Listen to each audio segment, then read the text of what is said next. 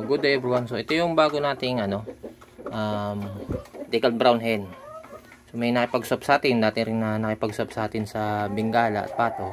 Ngayon, sinap niya tong decalb brown hen sa isang yung rooster ko na nandito noon na crossbreed ng Rhode Island Red at Black Australorp. So, ito naman yung ating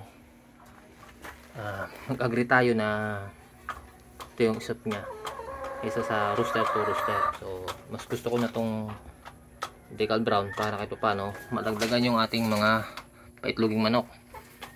So ito nangingitlog na rin. Sa ngayon checking tayo, monitor tayo kung ano yung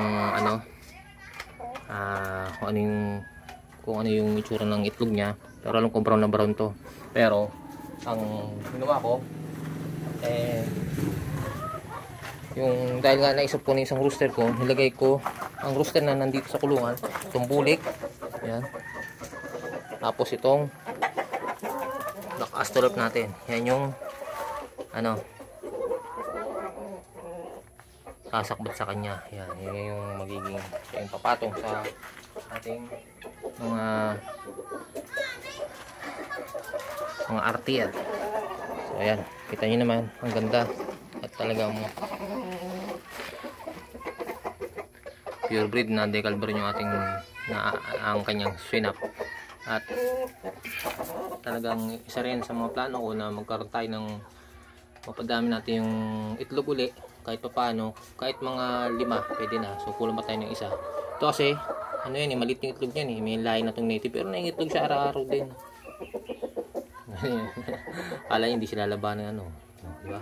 Ganda nung decalb brown na to.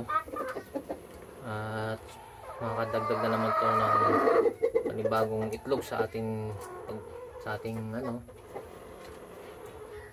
pang araw-araw kasi binibenta nga natin yung ating mga brown eggs sa aming tindahan ni Mrs.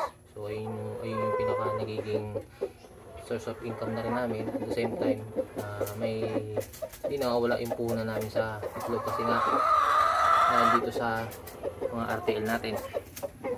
Ito naman yung ating native. Susubukan mo natin na magpalimlim sa kanya ng breed nitong Black Australorp saka ng ating decalb brown. Subukan natin na makapamisa tayo ng lahi naman nila. Diba? Maganda. Maganda rin yung manok ni Sir Mark.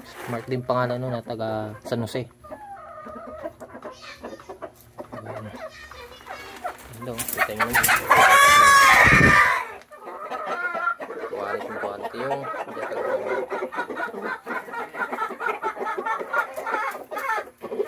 ating Rhode Island Red. So ito ayusin natin to. Ganda ng ating panibagong RTL. Maganda talaga. So yun lang yung plano dito. Itutuloy pa rin natin yung simpleng egg business o paano brown egg. Siyempre maganda rin kasi may source tayo na sarili natin itlog. Siyempre at the same time malaki din itutulong sa amin yung ating kulungan. Wala na yung isang malaki nating RTL. Ito na lang Blacky.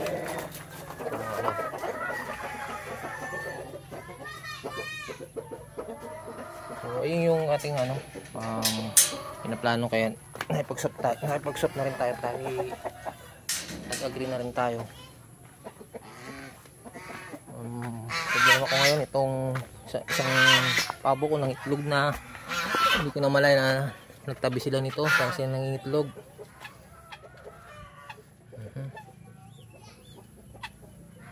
Try kong ilipat ng isa dito.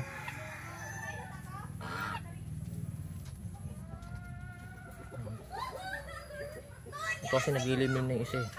So ayun na yung ito yung isang ating crossbreed ng Black Australorp at IMC Money.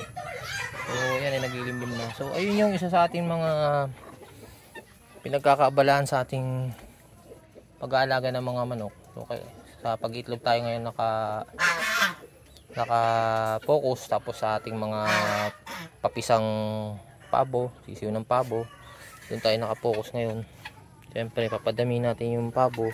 Tapos susubukan namin na bago mag end of 2025 naman, Pasko o bagong taon, makapag katay naman ng meat ng pabo. Hindi kaldereta, lechon, pabo. Kaya mapapadami tayo. Kaya ating ganda, kahit paano lumalaki na, lumalapad na. So yun lang, don't forget to like, share, and subscribe.